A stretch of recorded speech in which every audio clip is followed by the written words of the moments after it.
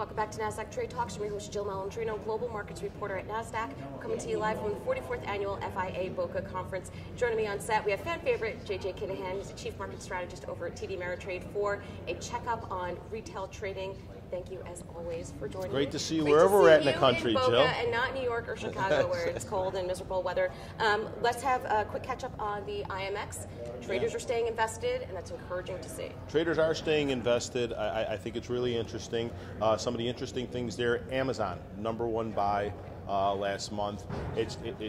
What happened last month is our traders took more exposure to the market overall. Now, net equity, and equities were actually a little bit of a net seller, but they were a buyer of ETFs and they were a buyer of fixed income products. What it tells me is clients are, they were convinced, shall we say, that the market overall was going to go up. They didn't necessarily want to pick a lot of individual stocks. And in fact, some of the stocks that were rallying, anything that was near 52-week highs, it seems like our clients were like, you know what, time to unload a little bit of that position, which is exactly how professionals trade too. So I like that. It's so interesting because ETFs are so thematic. I mean, you can find an ETF for anything, so it's almost like the new stock picking, right? In a lot of ways it is. So that's a great point, Jill. But I think the encouraging thing is we're starting to see our clients take more exposure to the market.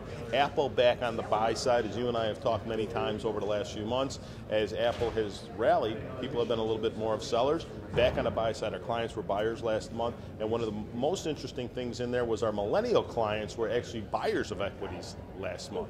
So just a lot of interesting things going on there. And they were much bigger buyers of Apple than were our older clients. Because your millennial traders, they're more into options and futures, which I find really interesting. They're more technical than, let's say, you and I were. Right, absolutely. And one of the things about the millennial clients is you'll also tend to find is, in most cases, they have a more limited, account size than do some of our older clients. So understanding how options and futures work can be a great thing for them if they understand the risk, and if they go in with some risk-defined trades, particularly on options. It's a very interesting way to manage your capital, and as a retail trader, one of the things you really have to... Right now, market outlook here, we're in kind of that earnings vacuum, and everyone's focused on macro headlines right now. What are you looking forward, over the next quarter or so? Well, I think, as you and I have talked in the past, the tariff situation is overruling everything.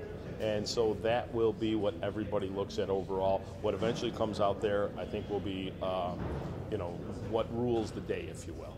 That being said, we're seeing a pretty good rally so far this week after 5 consecutive days of being down last week.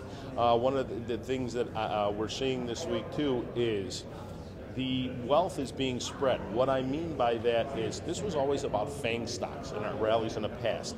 Now you're seeing stocks. Yesterday you had a Costco hitting a 52-week high, Chipotle hitting a 52-week high, American Express hitting a 52-week high, Visa. So you're starting to see, I'm sorry, not American Express, Visa and Procter & Gamble. So you're starting to see that people are buying different stocks, and in many cases, old school stocks. When you have 3 of the Dow hit a 52-week high on the same day, when I won't say they were out of favor, but we didn't see this kind of thing last year. Everything relied on the FANG stocks. The fact that we can get away from that, I think, is actually really good for the market and continue a rally. Interesting that all those names are consumer-focused names as well, which lends to the data that we've been seeing where retail sales consumer confidence has been really strong. Clearly, it's translating into the market. Absolutely. And, it's funny, we had this employment report last week that wasn't what people expected.